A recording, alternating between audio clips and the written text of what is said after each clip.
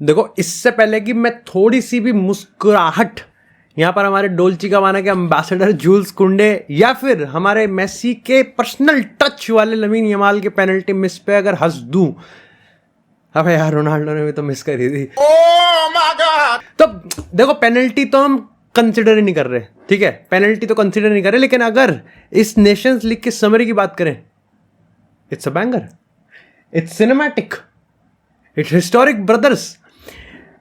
जहां जर्मनी ने इटली को पेला है और सेमीफाइनल में अपनी जगह बनाई है, जहां स्पेन ने नीदरलैंड को पेनल्टी शूटआउट पे बाहर किया है, जहां फ्रांस ने क्रोएशिया पे और हमारे क्यूट से दद्दू पे कमबैक करा है, वहीं पोर्चुगल ने माइटी डेनमार्क को, क्या मतलब है, 5-2 से हराया बेटे, बच्चों ज्यादा बकलोली नहीं मित्र, हाँ ठीक है। हाँ भाई देखो क्रिस्टियानो रोनाल्डो पे आज डिस्कशन होगी, लेकिन आज डिस्कशन होगी आई थिंक इस यूएफए नेशंस लीग ने जिस तरीके से डिलीवर किया है, जिस तरीके से I think UEFA Nations league के हमारे कुछ सबसे तगड़े सुपरस्टार सामने निकल के आए हैं। लेकिन सबसे पहले बात करते हैं यहाँ पर क्रिस्टियानो रोनाल्डो और पोर्चुगल की। आई थिंक यस, ओवरऑल जब आप सारी चीज़ों को कंसिडर करते हो तो ये पोर्चुगल पहले लेग के कंपैरिजन में सेकंड लेग में काफ़ी अच्छा खेली। मे बी इट्स नेचुरल, क्योंकि वो एक गेम को यहाँ पर वो चेस कर रहे थे, तो उनको डेफिनेटली यहाँ पर ज़्यादा प्रेस करना था। लेकिन फिर वही वाली चीज़ है ना कि जब आप इसको ज़बरदस्ती करते हो तो यहाँ पर वो चीज़ कहीं ना कहीं एक टाइम के बाद रुक जाती है। तो यानी कि अगर आपने पहले 5-10 मिनट में एक एग्रेसिव प्रेस कर भी दिया, अगर आपने 5-10 मिनट में आपने एक तगड़ा चांस बना भी दिया, जो कि इस मैच में आ भी गया, 7 मिनट के अंदर पेनल्टी आई। रोनाल्डो भाई देखो, आप जान मांग लो, आप जान मांग लो, आप कुछ भी मांग लो, लेकिन आप ये वाली पेनल्टी मत लेना। देखो प्लीज़ यार, प्लीज़, ठीक है, ये पेनल्टी कहीं नहीं मिलेगी आपको, ये पेनल्टी आपको वहाँ भी नहीं मिलेगी, ये पेनल्टी आपको डार्क वेब पे मिलेगी। ये पेनल्टी की टेक्निक सिखाई ही नहीं जाती है, ये पेनल्टी की टेक्निक विलुप्त हो चुकी है, डायनासोर के साथ साथ ये पेनल्टी की टेक्निक भी जा चुकी है। तो क्रिस्टियानो सर प्लीज़, और लोग लगे पड़े। देखो रोनाल्डो के साथ मेरे को लगता है कि रोनाल्डो के साथ ना एक ये है कि कॉन्स्पिरेसी थ्योरीज है ना, उसको फॉलो करती रहती है। रोनाल्डो सब्स्टिट्यूट हुआ तो रोनाल्डो इंजर्ड था या नहीं था, या रोनाल्डो के बिना खेलना था, रोनाल्डो के बिना पेनल्टी शूटआउट में प्रिपेयर करना था, रोनाल्डो ने पेनल्टी मिस करी तो वो डर रहा था, रोनाल्डो वो हो चुका है। लेकिन ये बात तो तय है, अगर राफेल लियाओ और आधा घंटा खेल लेता ना तो वो डेफिनेटली क्रिस्टियानो रोनाल्डो को एक प्रॉपर रीजन दे देता रिटायरमेंट लेने का। वो नहीं मानता भाई, राफेल लियाओ ने पहले हाफ में पूरा दबदबा बना रखा था अपना कि रोनाल्डो पे बॉल नहीं जानी चाहिए, जो भी होगा वो मेरे पैरों से होगा। रोनाल्डो के पैर तो पैर ही नहीं है यहाँ पर। लेकिन फिर वही चीज़ है ना कि जैसे मैंने बात बोली कि जब आप अगर इसको जबरदस्ती कर रहे हो तो 5-10 मिनट आप कर दोगे, बट फिर वही टिपिकल पोर्चुगल गंदी गिलहरी वो वैसी। लेकिन इस पोर्चुगल ने 60-65 मिनट तक यहां पर एक अच्छा प्रेस करा। तो ये बात तो है कि इन प्लेयर्स पे क्वालिटी है कि ये प्रेस कर सकते हैं। पता लोग आपको बताएंगे कि क्रिस्टियानो रोनाल्डो इस टीम को होल्ड कर रहे हैं, लेकिन लोग आपको ये नहीं बताएंगे कि Ronaldo still the best threat this Portugal have. लोग आपको ये जरूर बताएंगे कि ये क्रिस्टियानो रोनाल्डो वाली जो पोर्चुगल है ये फुल ऑफ सुपरस्टार्स है, लेकिन रोनाल्डो इज द रीजन जो कि इस टीम को होल्ड करता है। लेकिन लोग आपको ये नहीं बताएंगे कि इस फुल ऑफ स्टार्स में कोई भी स्टार ऐसा है ही नहीं जो कि रोनाल्डो से ज्यादा थ्रेट देता हो।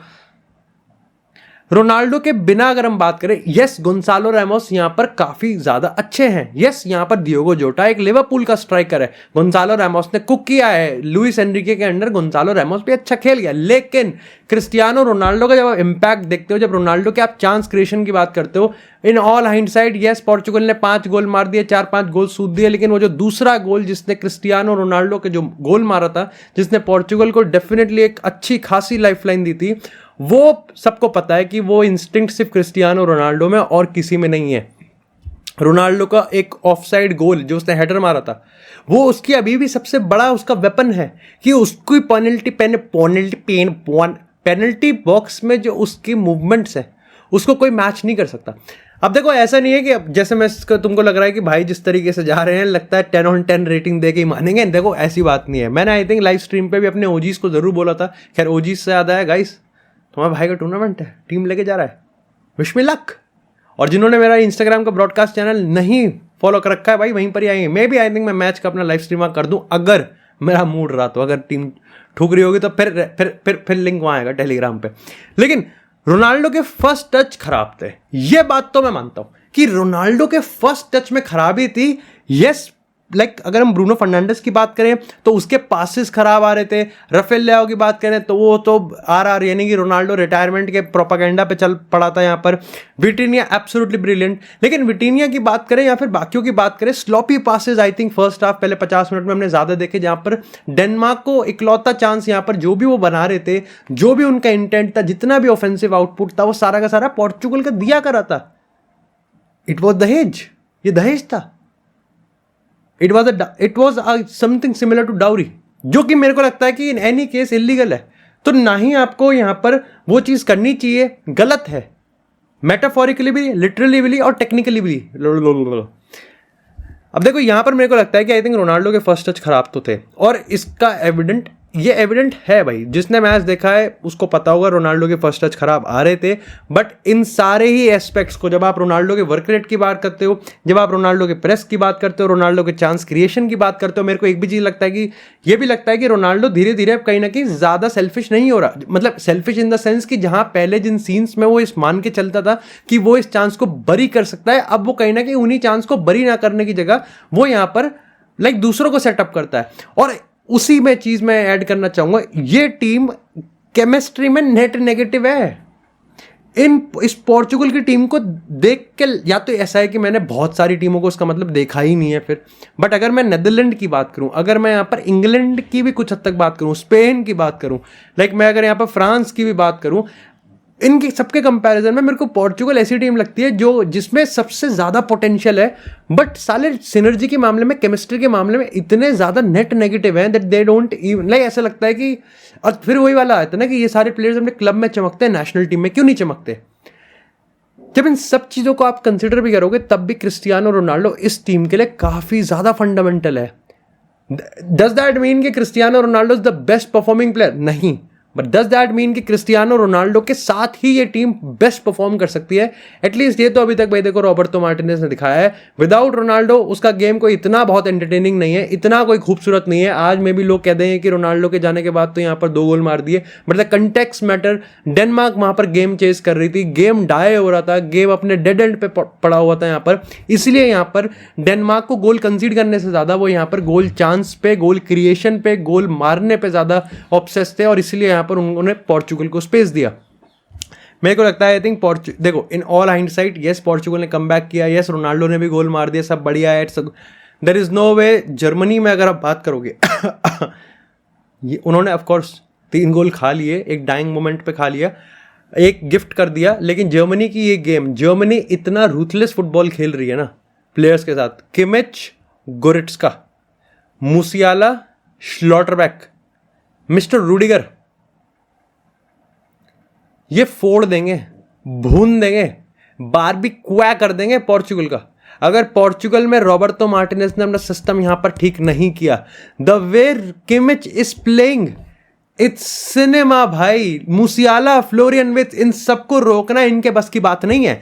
द वे पोर्चुगल ने अपने गोल कंसीड किए हैं, कोई मतलब ही नहीं बैठता। वही मैं चीज कह रहा हूं ना कि रोनाल्डो इज द प्रॉब्लम, ये नहीं इस चीज को सॉल्व करता कि पोर्चुगल गोल क्यों कंसीड करे। कि आज जिस तरीके से पोर्चुगल ने गोल कंसीड करे उसका कोई लेना देना है कि रोनाल्डो प्रेस नहीं करता। आज जिस तरीके से गोल कंसीड करे उसका कोई लेना देना है कि यहां पर आगे के द फैक्ट कि आज आप देखोगे पोर्चुगल ने जिस तरीके से गोल कंसीड किए, they are comical for a team जिसपे इतना स्टार पावर है। और दोनों बर्नार्डो सिल्वा या रूबन दियास की बात करें, दोनों मैनचेस्टर सिटी भाई ने मिलकर ठान ली थी कि आज थोड़ा गेम इंटरेस्टिंग बना लेते हैं। बट हाँ, ये मैं कहूँगा कि रूबन दियास ने फिर अपने आप को आई थिंक लास्ट के 70 मिनट से लेकर 120 मिनट तक रूबन दियास ने अपने आप को जिस तरीके से फिर स्टीलमैन बनाया, द फैक्ट कि वो येलो कार्ड पे था, उसके बाद भी उसके इंटरसेप्शंस की बात करें, टैकल्स की बात करें और स्टीलमैन की बात करें कि सामने खड़ा है, वो खड़ा, तो आई थिंक वो बहुत खूबसूरत था।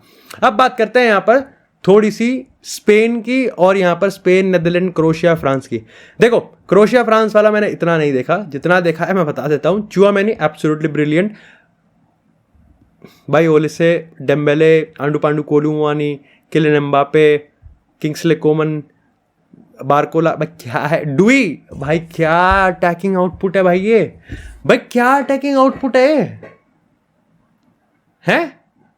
भाई। आई थिंक सबसे ज्यादा अगर किसी पर टैलेंट है भाई, आई थिंक इट्स इधर फ्रांस और इट्स इधर इंग्लैंड भी कह सकते हो, बट इट्स फ्रांस भाई, बाय फार फ्रांस भाई।